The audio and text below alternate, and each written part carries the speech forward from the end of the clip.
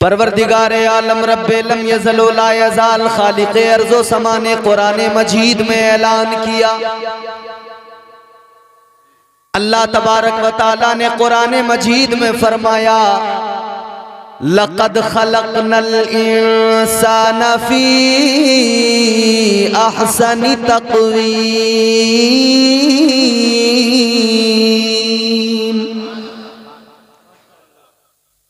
अल्लाह ने कितना प्यारा बनाया है तुम्हें और मुझे, इंसान को, कि उसकी शबाहत का जिक्र अल्लाह ने कुरान में किया।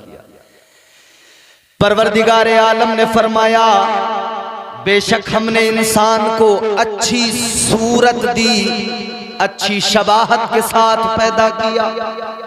अहसनी तक़वीम, इंसान को पैदा किया तो उसकी तख्लीक किस कदर उम्दा है उसका भी अल्लाह ने जिक्र किया, और फिर बंदों को जीने का सलीका भी दिया। जिंदगी एक इम्तिहान गाह है, यहां हम सब इम्तिहान में हैं। किसने क्या पाया, किसने क्या खोया, किसने नुकसान का सौदा किया, किसने फायदे का सौदा किया। कुरान से पूछते हैं, कुरान से समझते हैं। परवरदिगारे आलम ने कुरान मजीद में ऐलान किया, अल्लाह ने फरमाया, वल अस्र इन्नल इंसान लफी खुस्र। अल्लाह ने फरमाया, वल अस्र, जमाने की कसम। सबसे पहले इस सूरह मुबारका में अल्लाह ने कसम उठाई, कसम याद क्या? जमाने की कसम। ये जमाना क्या है, किसे कहते हैं जमाना? जमाना वक्त को कहते हैं। वक्त गुजर गया कहते हैं जमाना गुजर गया। वक्त का चरखा मियां चलता रहता है, वक्त रुकता नहीं किसी के लिए, इसलिए अल्लाह ने वक्त की अहमियत का एहसास दिलाया। परवरदिगारे आलम ने फरमाया, जमाने की कसम। अपने बंदों को अल्लाह ने वक्त की अहमियत का एहसास कराया। अल्लाह ने बंदों को समझाया, ऐ मेरे बंदो, वक्त की अहमियत का अंदाजा करो कि तुम्हारा रब कुरान में वक्त की कसम को उठाता है, वक्त की कसम को याद कर रहा है। आगे अल्लाह को बात कहनी है, बंदों से पैगाम देना है, लेकिन पहले वक्त की अहमियत का एहसास दिलाया अल्लाह ने। वल अस्र, जमाने की कसम। अच्छा, कौन से जमाने की कसम? जमाना तो हजरत आदम का भी था, जमाना तो हजरत शीश का भी था, जमाना तो हजरत यूनुस का भी था, हजरत नूह अलैहिस्सलाम का भी था, हजरत यहया का भी था, जकरिया का भी था। तमाम नबियों के जमाने थे। सारे नबियों के जमाने, हजरत आदम अलैहिस्सलाम का जमाना, वो भी जमाना बड़ा अच्छा। सारे नबियों के जमाने अच्छे, मगर जो सारे नबियों में सबसे ज्यादा अच्छा, उसका जमाना भी सबसे अच्छा। सारे नबियों में सबसे अफजल, सबसे आला वो कोई और नहीं, वो तुम्हारे मेरे नबी अल्लाह के महबूब। कितने अफजल हैं, कितने आला हैं।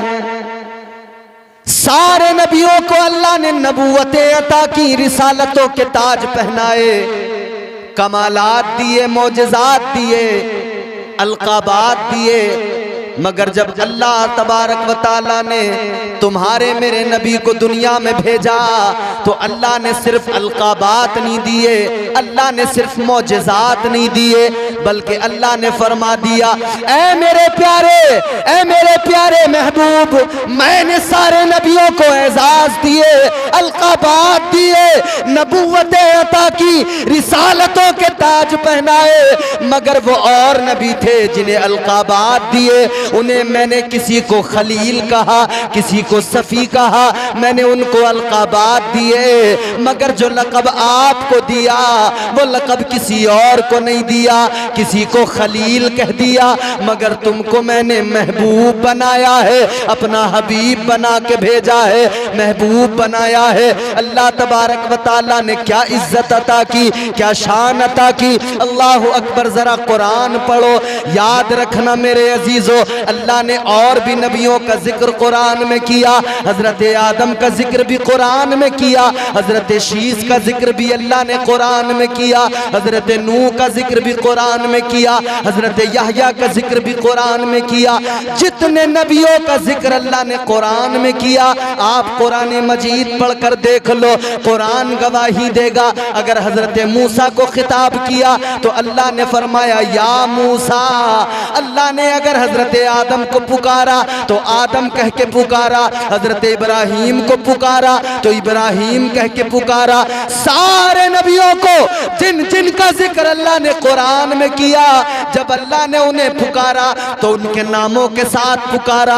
आदम कह के पुकारा, नूह कह के पुकारा, ईसा कह के पुकारा, मूसा कह के पुकारा, शीस कह के पुकारा। अल्लाह ने नामों से पुकारा। लेकिन जब तुम्हारे मेरे नबी की बारी आई, कायनात के इमाम की बारी आई, इमामुल अंबिया की बारी आई, तो अल्लाह ने नाम लेकर नहीं पुकारा, बल्कि अल्लाह ने कुरान में कहीं पर आका को पुकारा तो मुज़म्मिल कह के पुकारा, कहीं आका को पुकारा तो मुद्दस्सिर कह के पुकारा, कहीं आका को पुकारा यासीन कह के पुकारा, कहीं आका को पुकारा ताहा कह के पुकारा, कहीं आका को पुकारा कद जाअकुम मिनल्लाहि नूर कह के पुकारा। अल्लाह ने जब भी पुकारा अलग अंदाज में पुकारा, अंदाज अलग था, पुकारने का तरीका अलग था। अल्लाह ने दुनिया को बता दिया, अल्लाह ने बंदों को मिजाज दे दिया। ऐ मेरे बंदो, सारे नबियों को पुकारने का अंदाज अलग है, मगर महबूब को पुकारने का अंदाज अलग है। नारे तकबीर, जोरदार नारा लगाए, नारे तकबीर, नारे रिसालत, नारे गौसियत, मसलके आला हजरत, फैज़ाने आला हजरत हजरत अल्लामा इम्तियाज बरकाती साहिब किबला जिंदाबाद। समझ में आ रही है बात? अब सुने, पुकारने का अंदाज भी अलग। तो अल्लाह ताला ने चूंकि जमाने की कसम याद की तो हुजूर फरमाते हैं कि मेरा जमाना सारे जमानों से अच्छा और उम्दा और अफजल जमाना, हुजूर का जमाना सबसे प्यारा जमाना। तो जाहिर है कि अल्लाह ने कसम जो याद की हुजूर के जमाने की कसम, वक्त की अहमियत का भी एहसास दिलाया। एक पुल के ऊपर खड़े हो जाओ, नदी के नीचे को देखना, देखा भी होगा आप लोगों ने, पानी जो पुल के नीचे से गुजरता है आपने देखा होगा, जो एक बार गुजर जाता है ना पुल के नीचे से, वो फिर दोबारा से उसके नीचे नहीं आता, चला जाता है। जो एक बार गुजर गया, सुबह मगरूर को वो शाम भी कर देता है, शोहरतें छीन के गुमनाम भी कर देता है। वक्त से आंख मिलाने की हिमाकत न करो, वक्त इंसान को नीलाम भी कर देता है। वक्त तो ये है, अल्लाह ने फरमाया जमाने की कसम।